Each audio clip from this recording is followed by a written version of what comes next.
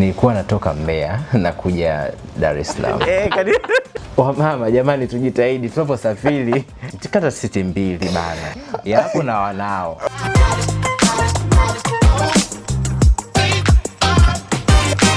Yo, what's popping everyone? I goes by the name Venture. Welcome to Deep Dive. It's Sabruk Baraka. Let's deep dive. Nilikuwa natoka Mbeya na kuja Dar es Salaam. Nilikuwa nimepanda basi. Nilipanda siti moja na bi mkubwa, alikuwa na watoto wawili. Mbona mmoja alikuwa ni mchanga, yani niseme kama ni miezi mingapi, kama 9 sijui, kama mwaka mmoja anaelekea hivyo. Yeah. Alafu mwingine alikuwa nikachalika na kama miaka 3-4 hivi. Bana hiyo siti bana, anko nisaidie mtoto huyu. Ananiambia anko nisaidie kumshika mtoto. Yani I was not comfortable at all. Pole sana. Yani for me, kwangu mimi ilikuwa ni disappointment. Kwa sababu zingatia ni safari ya umbali mrefu. Alafu unakutana tu a stranger from nowhere. So, no, tunajua desturi wa Tanzania ndio kusaidiana nini, kuchukuliana utu. Lakini ili disappoint kwa sababu nikienda nenda na anko, naomba msaidie anko, msaidie kupeleka chooni. Enzi hizo mabasi yetu hana vyoo ndani. Kwa hiyo inabidi kisema kuchimba dawa, kashika kale kadogo. Na Kenya hataki kukaa na mama yake muda wote kuko miguuni mwangu. Yani msanii nifika ndani, I was exhausted. Kwa umenunua kitu njari, labda kula nini, labda float, labda biscuit. Yani hiyo bajeti haikuwa kwangu peke yangu. So ilikuwa ni bajeti ya extended budget. Yeah, extended budget. Kwa kila nitakachonunua, anko angalia anko anakula apple. I say, mama jamani, tujitahidi tunaposafiri at least tukata siti mbili bana. Yani kata siti mbili yapo na wanao. Kwa sababu ile ya kukata unasafiri watoto wawili siti moja, yani unakuwa na disappoint yule mtu mwingine aliyekaa pembeni pale. Experience nyingine ambayo ni experience ambayo nilipata ni kushikwa na tumbo la kuhara kwenye basi. That's a bad one. I say, have you ever experienced? Niliwahi ku-experience, lakini ilikuwa ni family car. Sasa kitu ambacho kilikuwa kinanitesa ni family car? Yes, kitu ambacho kilikuwa kinanitesa mpaka kinaleta kwa sidari yako ni kwa sababu nilikuwa mdogo, alafu nilikuwa muoga kuongea. Oh my god, ilikuwa the worst trip I ever been. Mimi sasa ilikuwa simamisha kila saa, nilikuwa na wakati wa kusafiri, especially haya mabasi yetu, unajua zile.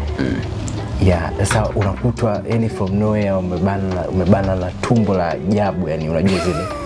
Na kuongea sometimes unakuta unaogopa, na madereva wengine unajua they don't even listen to their customers or passengers. Kwa sababu wanaenda na muda. Yani the moment unamwambia tu bwana tuchimbe dawa, hakuelewi kabisa. I say ile safari ilikuwa ni mbaya kwangu sababu sikusafiri kwa uhuru. Tumbo ile gari ikifika kwenye bamzi, gesi inapanda. I was like, oh my god. Ilikuwa ni mbaya sana experience. Hiyo ilikuwa ni mbaya sana. Hiyo ilikuwa mbaya. Hiyo experience ndio maana mimi nikiwa nasafiri mara nyingi wasipendi kula sana, especially kula hicho kitu ambacho nahisi kinaweza kunipa hiyo upset tumbo. Nilikuja kujifunza hicho kitu kwa sababu hizo nilikuwa ni kipindi hicho bado miaka ya nyuma.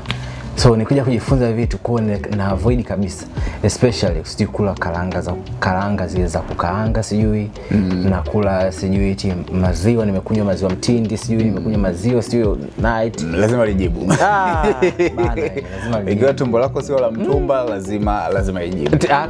Kuna matumbo. Uje kukaa na mtu no offense, labda Masai ama anaagiza mahindi ya kuchemsha mayai, lakini hapati shida. Wewe jaribu uone. Yes, wale ndo especially watu ambao watukia vijijini wapi wana matumbo ya mtumba. Tumbo lao linastahimili. Wewe jifanya unaiga tumbo lako umeimport kutoka nje. From there nikasali no, I don't want to take anything especially nasafiri zaidi labda ni hizi soft vitu vya ambavyo ni soft labda kuchangamsha tu, lakini kutokana na hizo experience nikajifunza sana wakati wa kusafiri inatakiwa ni avoid hivyo vitu. Yes.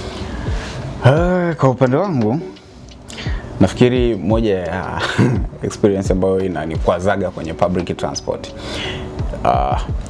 mimi mtu ukiwa stranger siwezi kucommunicate kirahisi kama hivi ambavyo mimi na wewe tunaongea. Yeah, sure. Kwa hiyo sisi Watanzania tuna ile Utanzania, yani unakutana sehemu watu strangers, within seconds mnakuwa kama watu mnaojuana, atakupigisha story nyingi sana. Kwanza sio ideal trip yangu. Trip zangu mara nyingi napenda nikiwa nimetulia kwenye basi na enjoy views, labda I'm listening to my music, nina earbuds on, hiyo ndo. Lakini mtu anaanza hivi, ulicheki mechi fulani? Ulifanya nini? Hapa unapojua hapa kulikuwa na wanyama wengi sana, anaanza kuingiza katika story zake. Yeye labda ana enjoy kuongea na hizo, kupiga story nyingi sana. Mimi tutasalimana, mambo vipi? Yes, tunapaswa kuongea, tutaongea, lakini baada hapo niache ni enjoy the trip. Kwa hiyo nitaweka muziki wangu ambao unanisindikiza na kushorten ile trip, kwa sababu pia spend long journey. Kwa hiyo nafanya vile vitu ambavyo vinanifanya nione safari fupi, vitu napenda.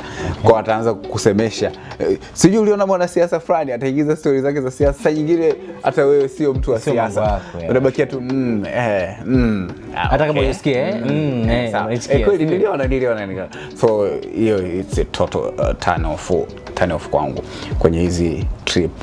Lakini kingine ni kukana mtu na mtu, yani mabasi wana tabia ile, city umekata labda tiketi au umekosea au nini, alafu unafika mnaanza kugombania city. Wewe ulipick city, labda nataka mimi kukaa dirishani, labda unajijua unatapika jiani, ama labda hutaki ile shida kwamba mtu amekaa dirishani, labda amekuja ndo mnene sana mpaka anakuziba view, ama atakuwa na control vile anataka. Kwa wewe unawahi labda kwa ajili ya kupick seat ambayo ukikaa unapenda uone view. Kuna mtu anapenda kukaa mbele aone dereva anaoendesha, kuna mtu anapenda kukaa dirishani aone views za nje. Kwa kila mmoja akiwa anasafiri ana namna, anatafuta comfortability yake kufanya safari iwe nzuri kwake. Kwa unaenda unapick, alafu anakuja mtu mwingine labda amepewa same seat, then kabla ya safari you have to qualify to fight for your seat back, alafu usafiri. That is a total turn off kwa kweli. Yeah.